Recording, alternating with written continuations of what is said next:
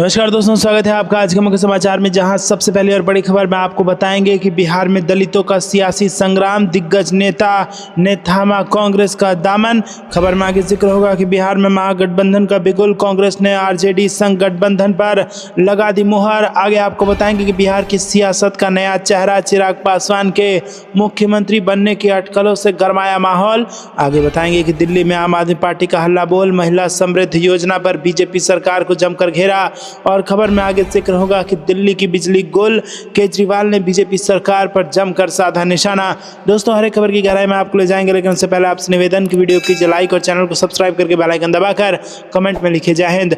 रुक करते हैं सबसे पहली और बड़ी खबर की तरफ। बिहार में दलितों का सियासी संग्राम, दिग्गज नेता ने कांग्रेस का थामा दामन। जहां दोस्तों, बिहार की राजनीति में एक बड़ा मोड़ आया है जब कद्दावर दलित नेता विनोद कुमार चौधरी ने कांग्रेस पार्टी का हाथ थाम लिया।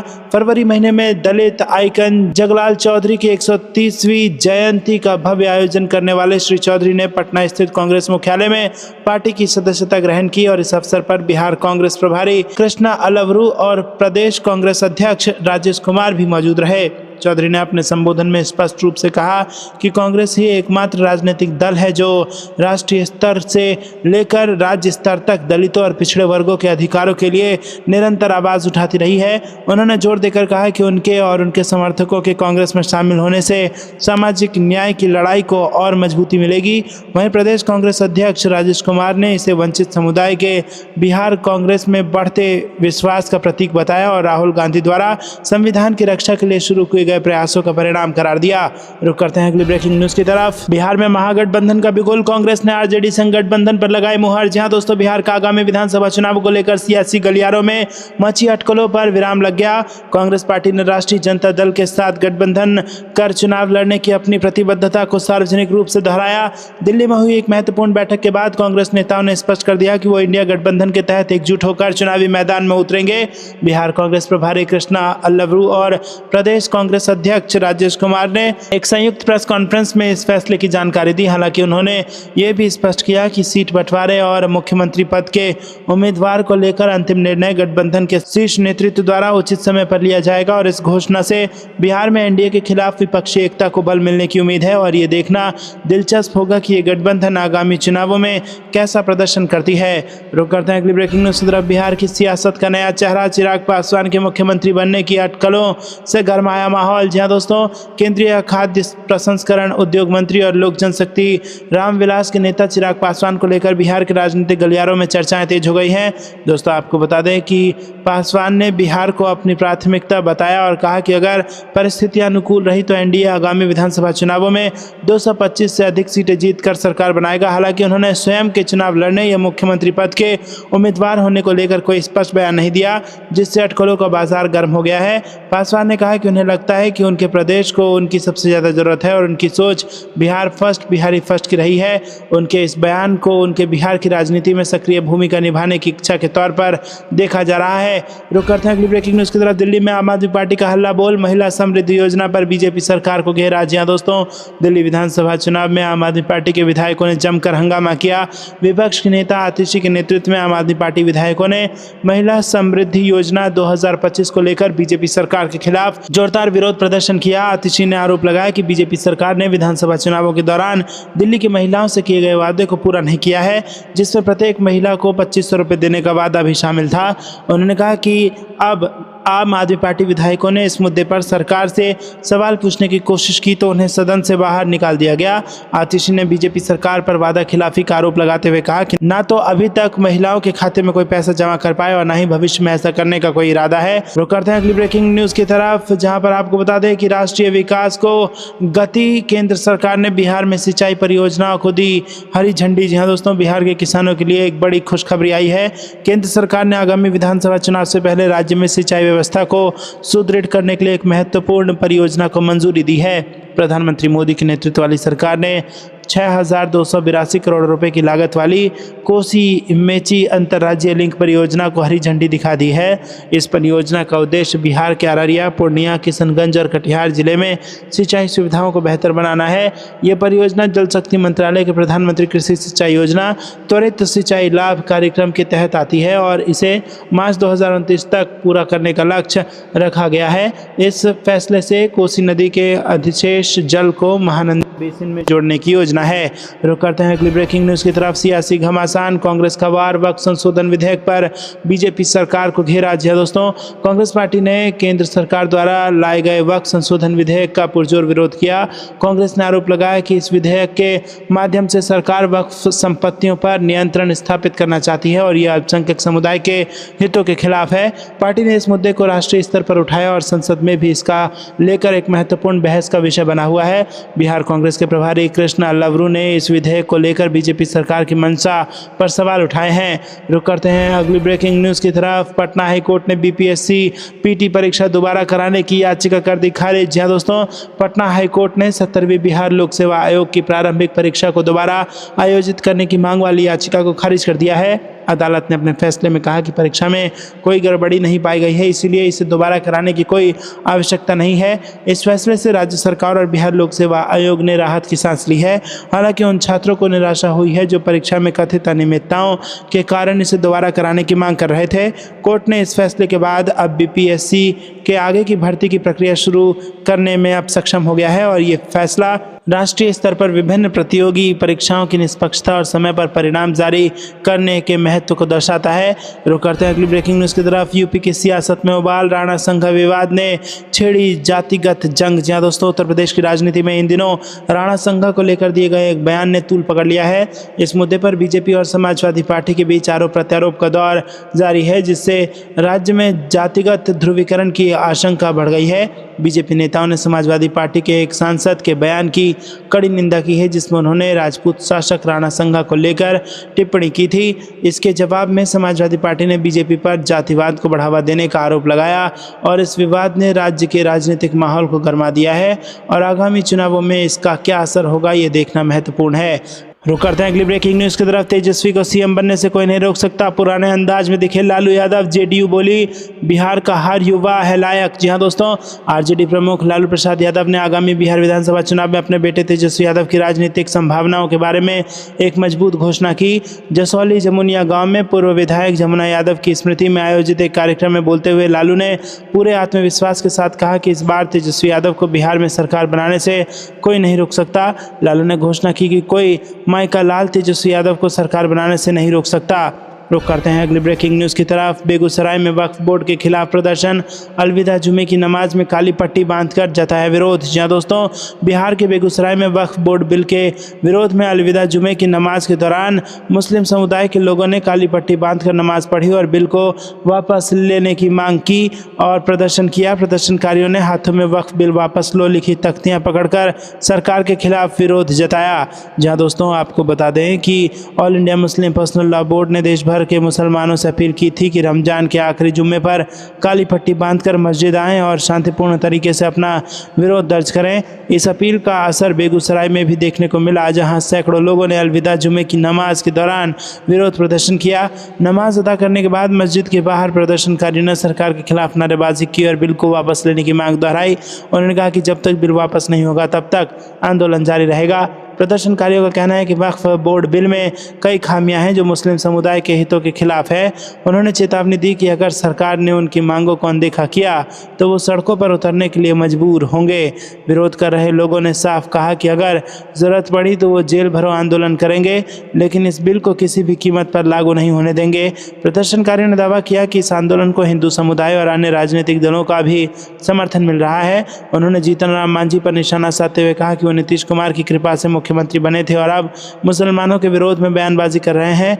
मुस्लिम समुदाय का कहना है कि अगर सरकार ने उनकी मांगों को नहीं माना तो विरोध प्रदर्शन तेज होगा। फिलहाल इस मुद्दे पर राजनीतिक हलकों में भी चर्चाएं तेज हो गई हैं। दोस्तों आपको क्या कुछ लगता है कमेंट में जरूर बताइएगा। वीडियो को लाइक नहीं किया है तो लाइक जरूर कीजिएगा। रुक करते हैं अगली ब्रेकिंग न्यूज़ की तरफ। विपक्ष ने नीतीश सरकार पर बिहार चुनाव से पहले मतदाता दमन का आरोप लगाया है। जी हाँ दोस्तों, आपको बता दें कि पटना में राष्ट्रीय जनता दल के नेता तेजस्वी यादव ने एक प्रेस कॉन्फ्रेंस आयोजित की और नीतीश कुमार के नेतृत्व वाली एनडीए सरकार पर इस साल के अंत में होने वाले बिहार विधानसभा चुनाव से पहले मतदाता दमन का गंभीर आरोप लगाया है। तेजस्वी यादव ने दावा किया कि राज्य प्रशासन बीजेपी जेडीयू गठबंधन के दबाव में पटना, गया और मुजफ्फरपुर जैसे प्रमुख निर्वाचन क्षेत्रों में विपक्ष समर्थक मतदाताओं के नाम मतदाता सूची से हटा रहा है। उन्होंने स्थानीय आरजेडी कार्यकर्ताओं के डेटा का हवाला देते हुए कहा कि पिछले एक महीने में 50,000 से अधिक मतदाताओं के नाम गायब हो गए हैं। तेजस्वी यादव ने इसे चुनाव में धांधली की कोशिश करार दिया और चुनाव आयोग से तत्काल जांच की मांग की। उन्होंने नीतीश सरकार पर बेरोजगारी और बाढ़ राहत में विफलता का भी आरोप लगाया, कहते हुए कि यह दमनकारी कदम जनता के असंतोष को दबाने की कोशिश है। जवाब में जेडीयू प्रवक्ता संजय झा ने इन आरोपों को राजनीतिक नौटंकी करार दिया है। रुक करते हैं अगली ब्रेकिंग न्यूज़ की तरफ। बिहार में वक्फ संशोधन बिल के खिलाफ जबरदस्त प्रदर्शन। जी हाँ दोस्तों, आपको बता दें कि पटना और दरभंगा में हजारों प्रदर्शनकारियों ने सड़कों पर उतरकर नीतीश कुमार सरकार और इसके एनडीए सहयोगियों पर वक्फ संशोधन बिल को समर्थन देने के लिए निशाना साधा। आरजेडी और एआईएमआईएम सहित विपक्षी दलों के गठबंधन द्वारा आयोजित इस प्रदर्शन में पटना के विधानसभा के पास पुलिस से झड़प हुई और यहां भीड़ को तितर बितर करने के लिए आंसू गैस का इस्तेमाल किया गया। एआईएमआईएम प्रमुख हसदुद्दीन ओवैसी ने वीडियो लिंक के जरिए भीड़ को संबोधित करते हुए बीजेपी और जेडीयू पर 2025 के बिहार चुनाव से पहले धार्मिक आधार पर मतदाताओं को बांटने का आरोप लगाया। प्रदर्शनकारियों ने वक्फ बिल वापस लो के नारे लगाए और सरकार पर अल्पसंख्यक समुदाय के अधिकारों को कुचलने का इल्जाम लगाया। ओवैसी ने कहा कि ये बिल संपत्ति के अधिकारों को कमजोर करता है और इसे लागू करने की जल्दबाजी संदेह पैदा करती है। नीतीश सरकार ने इन आरोपों को खारिज करते हुए बिल का मकसद पारदर्शिता लाना बताया, ना कि किसी को निशाना बनाना, लेकिन विपक्ष ने इसे चुनावी हथकंडा करार दिया है। रुक करते हैं अगली ब्रेकिंग न्यूज़ की तरफ। दिल्ली में आम आदमी पार्टी ने बीजेपी सरकार पर जल संकट को नजरअंदाज करने को लेकर घेरा। जी हाँ दोस्तों, दिल्ली के पूर्व मुख्यमंत्री अरविंद केजरीवाल ने केंद्र की बीजेपी सरकार पर जल संकट को जानबूझकर नजरअंदाज करने का आरोप लगाया। उन्होंने कहा कि हरियाणा से यमुना में पानी की आपूर्ति कम होने के बावजूद केंद्र ने कोई कदम नहीं उठाया, जिससे दिल्ली के कई इलाकों जैसे द्वारका, रोहिणी और नजफगढ़ में पानी की भारी किल्लत हो गई है। केजरीवाल ने इसे दिल्ली की जनता के खिलाफ साजिश करार दिया और केंद्र से तत्काल हस्तक्षेप की मांग की। दोस्तों रुक करते हैं अगली ब्रेकिंग न्यूज़ की तरफ। यूपी में विपक्ष ने योगी सरकार पर किसानों की अनदेखी का लगाया आरोप। जी दोस्तों, समाजवादी पार्टी के नेता अखिलेश यादव ने योगी आदित्यनाथ सरकार पर किसानों की समस्याओं को अनदेखा करने का गंभीर आरोप लगाया। उन्होंने कहा कि गन्ना किसानों का 2000 करोड़ रुपए से अधिक का बकाया अभी तक नहीं चुकाया गया है और फसल बीमा योजना में बड़े पैमाने पर भ्रष्टाचार हो रहा है। अखिलेश यादव ने एक प्रेस कॉन्फ्रेंस में दावा किया कि बीजेपी सरकार कॉरपोरेट्स को फायदा पहुंचाने के लिए किसानों को नजरअंदाज कर रही है। उन्होंने ये भी कहा कि पिछले साल की बाढ़ से प्रभावित किसानों को अभी तक मुआवजा नहीं मिला है। विपक्ष ने लखनऊ में प्रदर्शन की योजना बनाई है, जिसके लिए पुलिस ने सुरक्षा बढ़ा दी है। योगी सरकार ने इन आरोपों को खारिज करते हुए कहा कि किसानों के लिए नई योजनाएं चल रही हैं, लेकिन अखिलेश यादव ने इसे खोखला दावा करार दिया है।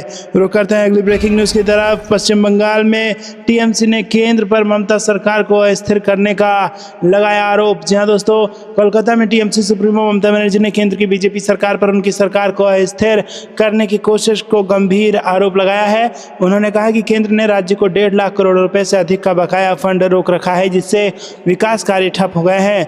ममता बनर्जी ने यह भी दावा किया कि ईडी और सीबीआई का दुरुपयोग कर टीएमसी नेताओं को निशाना बनाया जा रहा है ताकि राज्य में अराजकता फैले। उन्होंने एक रैली में कहा कि बीजेपी बंगाल की संस्कृति और पहचान को खत्म करना चाहती है। टीएमसी कार्यकर्ताओं ने कोलकाता में प्रदर्शन किया, जिसमें केंद्र की तानाशाही बंद करो के नारे लगाए गए। केंद्र ने इन आरोपों का जवाब देते हुए कहा कि फंड आवंटन नियमों के तहत होता है, लेकिन टीएमसी ने इसे झूठा करार दिया।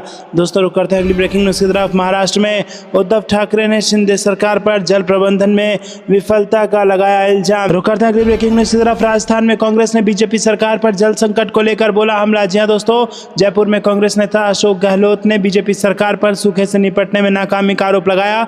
उन्होंने कहा कि ग्रामीण इलाकों जैसे जोधपुर और बीकानेर में पानी की किल्लत बढ़ रही है और टैंकरों की सप्लाई भी अनियमित है। गहलोत ने दावा किया कि बीजेपी ने जल संरक्षण परियोजनाओं को ठप कर दिया है। कांग्रेस ने विधानसभा में इस मुद्दे को उठाने की योजना बनाई है। बीजेपी ने कहा है कि पानी की समस्या पर काम चल रहा है, लेकिन कांग्रेस ने इसे नाकाफी बताया। रुक करते हैं अगली ब्रेकिंग न्यूज़ की तरफ। गुजरात में आम आदमी पार्टी ने बीजेपी सरकार पर शिक्षा व्यवस्था को नजरअंदाज करने का लगाया इल्जाम। जी हाँ दोस्तों, आपको बता दें कि यहाँ पर अहमदाबाद में आम आदमी पार्टी नेता इसुदान गढ़वी ने बीजेपी सरकार पर सरकारी स्कूलों की बदहाली का आरोप लगाया। उन्होंने कहा कि शिक्षा बजट में कटौती से स्कूलों में शिक्षकों की कमी और बुनियादी सुविधाओं का अभाव हो गया है। गढ़वी ने दावा किया कि ग्रामीण इलाकों में बच्चे शिक्षा से वंचित हो रहे हैं। आम आदमी पार्टी ने इस मुद्दे पर जन आंदोलन की धमकी दी। बीजेपी ने कहा कि शिक्षा में सुधार हो रहा है, लेकिन आम आदमी पार्टी ने इसे झूठा दावा करार दिया है। रुक करते हैं अगली ब्रेकिंग न्यूज़ की तरफ। हरियाणा में कांग्रेस ने बीजेपी सरकार पर प्रदूषण नियंत्रण में विफलता का लगाया आरोप। जी दोस्तों, चंडीगढ़ में कांग्रेस नेता भूपेंद्र सिंह हुड्डा ने बीजेपी सरकार पर बढ़ते प्रदूषण को नियंत्रित करने में नाकामी का आरोप लगाया। उन्होंने कहा कि हरियाणा में AQI खतरनाक स्तर पर पहुंच गया है, खासकर फरीदाबाद और गुरुग्राम में, लेकिन सरकार कोई ठोस कदम नहीं उठा रही है। हुड्डा ने पराली जलाने पर रोक में ढिलाई और औद्योगिक प्रदूषण पर नियंत्रण न होने की आलोचना की। कांग्रेस ने प्रदर्शन की योजना बनाई है। बीजेपी ने कहा कि प्रदूषण पर काम चल रहा है, लेकिन हुड्डा ने इसे नाकाफी बता दिया। दोस्तों, रुक करते हैं अगली ब्रेकिंग न्यूज़ की तरफ। केरल में CPIM ने केंद्र पर फंड रोकने का लगाया आरोप, मछुआरों के लिए प्रदर्शन की धमकी। जी दोस्तों, आपको बता दें कि तिरुवनंतपुरम में CPIM नेता और केरल के मुख्यमंत्री पिनराई विजयन ने केंद्र की बीजेपी सरकार पर राज्य को बकाया फंड रोकने का गंभीर आरोप लगाया। विजयन ने कहा कि केंद्र ने मछुआरों के लिए राहत पैकेज और तटीय विकास के लिए 5,000 करोड़ रुपए से अधिक की राशि रोक रखी है, जिससे मछुआरा समुदाय संकट में है। उन्होंने दावा किया कि यह कदम केरल की अर्थव्यवस्था को कमजोर करने की साजिश का हिस्सा है। रुक करते हैं अगली ब्रेकिंग न्यूज़ की तरफ। मध्य प्रदेश में कांग्रेस ने बीजेपी सरकार पर बिजली संकट को लेकर बोला हमला। जी दोस्तों, भोपाल में कांग्रेस नेता कमलनाथ ने मध्य प्रदेश की बीजेपी सरकार पर बिजली संकट को लेकर तीखा हमला बोला। उन्होंने कहा कि ग्रामीण इलाकों जैसे ग्वालियर, इंदौर और जबलपुर के बाहरी क्षेत्रों में 8 से 10 घंटे की बिजली कटौती हो रही है, जिससे किसानों की सिंचाई और आम जनता का जीवन प्रभावित हो रहा है। कमलनाथ ने दावा किया कि सरकार ने बिजली उत्पादन और वितरण में सुधार के लिए कोई ठोस योजना नहीं बनाई और निजी कंपनियों को फायदा पहुंचाने के लिए जनता पर बोझ डाला जा रहा है। कांग्रेस ने विधानसभा के बाहर प्रदर्शन की योजना बनाई है। बीजेपी ने जवाब में कहा कि बिजली आपूर्ति में सुधार हो रहा है, लेकिन कांग्रेस ने इसे झूठा दावा करार देते हुए कहा कि सरकार जनता को अंधेरे में छोड़ रही है। दोस्तों, रुक करते हैं अगली ब्रेकिंग न्यूज़ तरफ। उत्तराखंड में कांग्रेस ने बीजेपी सरकार पर जंगल की आग को नियंत्रित न करने का लगाया इल्जाम। जी हाँ दोस्तों, आपको बता दें कि देहरादून में कांग्रेस नेता हरीश रावत ने बीजेपी सरकार पर जंगल की आग को नियंत्रित करने में नाकामी का आरोप लगाया। उन्होंने कहा कि नैनीताल, पौड़ी और अल्मोड़ा जैसे क्षेत्रों में पिछले हफ्ते से जंगल धधक रहे हैं, लेकिन सरकार के पास कोई ठोस योजना नहीं है। रावत ने दावा किया कि वन विभाग के कर्मचारियों की कमी और उपकरणों का अभाव इसकी वजह है, जिससे पर्यावरण और वन्य जीवों को भारी नुकसान हो रहा है। कांग्रेस ने उस मुद्दे पर विधानसभा में हंगामा करने की योजना बनाई है। रुक करते हैं अगली ब्रेकिंग न्यूज़ की तरफ। उड़ीसा में बीजेडी ने बीजेपी सरकार पर खनन घोटाले का लगा दिया आरोप। जी हाँ दोस्तों, भुवनेश्वर में बीजू जनता दल नेता नवीन पटनायक ने बीजेपी सरकार पर खनन घोटाले का आरोप लगाया। उन्होंने कहा कि राज्य के खनिज संपदा को निजी कंपनियों को सौंप दिया गया है और पिछले 1 साल में 10,000 करोड़ रुपए से अधिक का अवैध खनन हुआ है। दोस्तों, पटनायक ने दावा किया कि बीजेपी सरकार पर्यावरण नियमों की अनदेखी कर रही है, जिससे स्थानीय आदिवासी समुदाय प्रभावित हो रहा है। बीजेडी ने इस मुद्दे पर जांच की मांग की और प्रदर्शन की धमकी दी। बीजेपी ने इन आरोपों को खारिज करते हुए कहा कि खनन नियमों के तहत हो रहा है, लेकिन पटनायक ने इसे लूट का खेल करार देते हुए जनता से समर्थन मांगा। दोस्तों, आपको ये कुछ लगता है कमेंट में जरूर बताइए। वीडियो को लाइक नहीं किया तो लाइक जरूर कीजिएगा। रुक करते हैं अगली ब्रेकिंग न्यूज़ की तरफ। कन्हैया कुमार का बिहार में हल्ला बोल, नीतीश सरकार पर पानी लूट का गंभीर आरोप। जी हाँ दोस्तों, आपको बता दें कि कांग्रेस के फायर ब्रांड नेता कन्हैया कुमार ने मुजफ्फरपुर में एक विशाल रैली को संबोधित किया। उन्होंने नीतीश कुमार पर गंभीर आरोप लगाया कि बीजेपी जेडीयू गठबंधन बिहार के पानी संसाधनों को बड़े उद्योगपतियों को सौंप रहा है। कन्हैया कुमार ने दावा किया कि नई सड़क परियोजना के नाम पर नदियों और तालाबों का पानी डाइवर्ट किया जा रहा है, जिससे किसानों और गरीबों का नुकसान हो रहा है। उन्होंने कहा कि नीतीश जी कहते हैं कि विकास, लेकिन ये लूट का विकास है। इंडिया गठबंधन सत्ता में आया तो हर बिहारी का हक सुरक्षित होगा। उनकी ये स्पीच सोशल मीडिया पर आग की तरह फैल गई है और ट्विटर पर यानी कि एक्स पर #कन्हैया एक्सपोसेस एनडीए ट्रेंड करने लगा है और लोग इसे बिहार चुनाव में विपक्ष की नई रणनीति का हिस्सा मान रहे हैं। नीतीश सरकार ने इसे बकवास करार दिया है और कहा कि ये सिर्फ सियासी ड्रामा है, लेकिन ग्रामीण इलाकों में पानी की कमी का मुद्दा उठने से सियासी हलचल तेज हो गई है और कन्हैया का यह हमला बिहार में चर्चा का केंद्र बन गया है। आपको क्या कुछ लगता है दोस्तों, क्या इस आरोप में जान है? कमेंट में अपनी राय जरूर बताइएगा और वीडियो को लाइक जरूर कीजिएगा। रुक करते हैं ब्रेकिंग न्यूज़ की तरफ। राहुल गांधी का तेजस्वी यादव के साथ मंच, बिहार में आरजेडी कांग्रेस गठजोड़ का धमाका। जी हाँ दोस्तों, पटना पटना के गांधी मैदान में राहुल गांधी और तेजस्वी यादव ने एक संयुक्त रैली की, जिसमें हजारों की भीड़ उमड़ी। राहुल गांधी ने नीतीश बीजेपी सरकार पर तंज कसते हुए कहा कि बिहार की जनता को डबल इंजन ने डबल धोखा दिया है, ना नौकरी मिली ना विकास हुआ। उन्होंने तेजस्वी यादव के 10 लाख नौकरियों के वादे को समर्थन दिया और कहा कि इंडिया गठबंधन बिहार को बेरोजगारी से मुक्ति दिलाएगा। तेजस्वी यादव ने भी जोश भरे अंदाज में कहा कि हम बिहार को फिर से गर्व करने लायक बनाएंगे। रैली का वीडियो सोशल मीडिया पर वायरल हो गया है और #बिहार विद इंडिया टॉप में ट्रेंड कर रहा है। समर्थकों का कहना है कि ये जोड़ी 2025 चुनाव में बीजेपी को कड़ी टक्कर दे सकती है। बीजेपी ने इसे खोखले वादों की रैली कहा और दावा किया कि जनता उनके विकास कार्यों को देख रही है, लेकिन भीड़ का उत्साह और सोशल मीडिया की गहमा-गहमी से साफ है कि बिहार में सियासी माहौल जो है वो गर्मा गया है और ये रैली विपक्ष की एकजुटता का बड़ा संदेश दे रही है। रुक करते हैं अगली ब्रेकिंग न्यूज की तरफ। प्रियंका गांधी की बिहार में एंट्री, महिलाओं को लुभाने की रणनीति तैयार। जी हाँ दोस्तों, प्रियंका गांधी ने भागलपुर में एक महिला सभा को संबोधित किया, जो बिहार में इंडिया गठबंधन की नई रणनीति का हिस्सा मानी जा रही है। उन्होंने नीतीश सरकार पर हमला बोलते हुए कहा कि महिलाओं को नौकरी और सुरक्षा के नाम पर सिर्फ जुमले मिले। बिहार में बहनें सड़कों पर सुरक्षित नहीं और रोजगार का कोई ठिकाना नहीं।